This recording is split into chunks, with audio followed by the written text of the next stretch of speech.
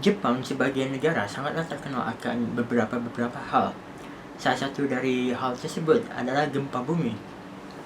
Sebagai negara, geografi Jepang terletak di sebuah lokasi yang banyak dikenal orang sebagai Ring of Fire. Dalam periode waktu 1 tahun, Jepang sering mengalami gempa bumi sebanyak 5.000 gempa bumi per tahun.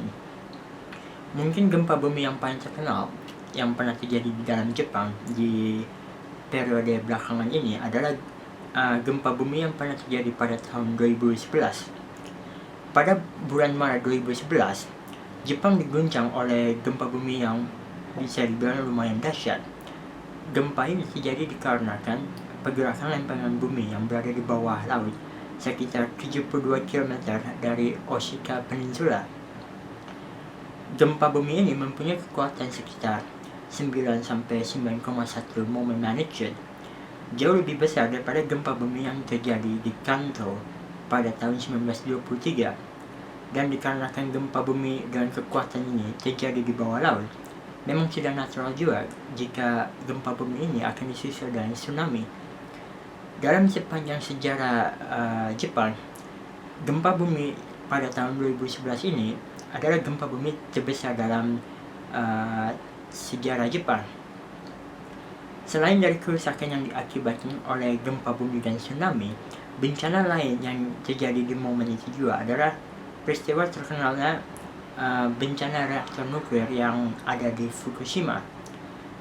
Dikarenakan terkena tsunami, reaktor nuklir yang ada di Fukushima mengalami kehancuran dan membocorkan beberapa radiasi nuklir ke Fukushima dan wilayah sekitarnya. Dari sini kita dapat melihat bahwa gempa bumi merupakan sebuah bencana alam yang sangat berbahaya, dikarenakan bencana alam tersebut mempunyai potensial untuk memulai bencana alam yang lain dan juga mempunyai konsekuensi politikal yang lain. Semenjak dari The Great Kanto Earthquake pada tahun 1960, pemerintah Jepang mendeklarasikan bahwa tanggal 1 September sebagai Hari Nasional Prevensi Bencana Alam. Dengan dibuatnya peristiwa tersebut sebagai Hari Nasional, pemerintah Jepang mengharapkan bahwa populasi Jepang akan lebih meningkatkan kesadaran atas ancaman dari bencana alam, dan mereka akan lebih sering melakukan latihan-latihan seputar penanganan bencana alam seperti latihan evakuasi dan lain-lain. Penanggulangan bencana di negara Jepang. Pertama, planning di sini di mana aktor-aktor di negara Jepang mencoba untuk membuat sebuah rencana komprehensif berjangka panjang yang dinamakan bertujuan untuk meminimalisirkan kerusakan. Kedua, investment di sini di mana para pemerintah negara Jepang akan mencoba melakukan proyek-proyek investasi yang berhubungan dengan penanganan bencana alam dengan perubahan observasi gempa bumi, infrastruktur dan desain bangunan anti. Inilah respon dari negara Jepang dalam menangani kasus bencana alam yang sedang terjadi di negaranya. Yang pertama yaitu early warning, di mana pada tahap ini, baik itu pemerintah lokal maupun pemerintah nasional akan langsung menyebarkan informasi-informasi yang berhubungan dengan bencana alam. Dan penyebaran informasi ini dilakukan secara massal ke seluruh ponsel seluruh penduduk Jepang. Tak hanya itu, baik itu pemerintah lokal maupun nasional, mereka akan langsung mengestimasikan seberapa besar dampak dari kerusakan yang terjadi akibat bencana alam ini.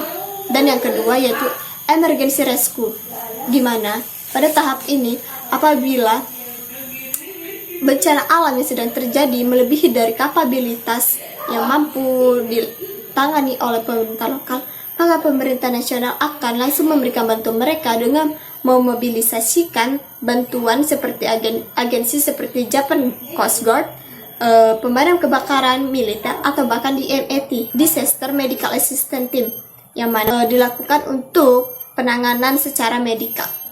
Setelah bencana, recover dan rekonstruksi. Setelah terjadi bencana alam, pastinya kita akan melihat banyaknya kerusakan dan mungkin korban jiwa yang terkena dampaknya. Dalam tahap ini, aktor-aktor seperti Coast Guard DMAT, dan SDF akan turun tangan dalam merehabilitasi dan rekonstruksi. Mereka akan membangun sebuah camp untuk korban bencana yang mungkin tempat tinggal mereka hancur oleh gempa bumi.